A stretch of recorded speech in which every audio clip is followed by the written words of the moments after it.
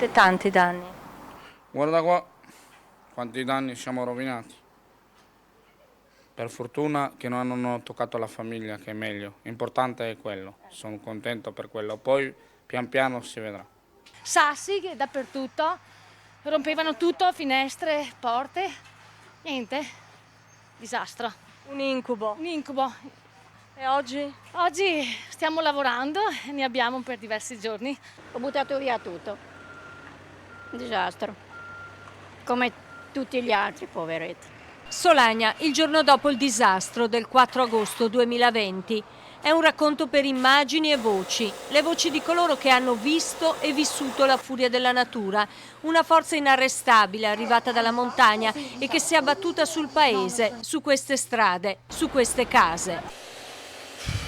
È la quarta volta questa. Difficile. Sì, molto.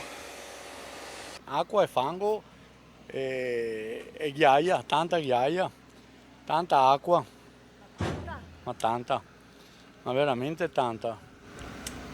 Paura. Sì. Diciamo che fino a che lo vedi in televisione è un discorso, poi quando lo vivi personalmente è una bella mazzata. Ed ecco la voragine che si è aperta in via Collalto. Nel sottopasso si sta ancora lavorando per togliere il fango. Difficile la situazione anche poco più su. Guardate com'è ridotta via Marconi, è una situazione davvero impressionante, la forza dell'acqua, la forza della natura che ha ridotto il manto stradale in queste condizioni. Che le stradine mulattiere che portavano anche a Campo Solagna, ma però che sono c'è un fosso da un metro e mezzo di strada. La strada mulattiera che l'avevano fatta i nostri avi non esiste più.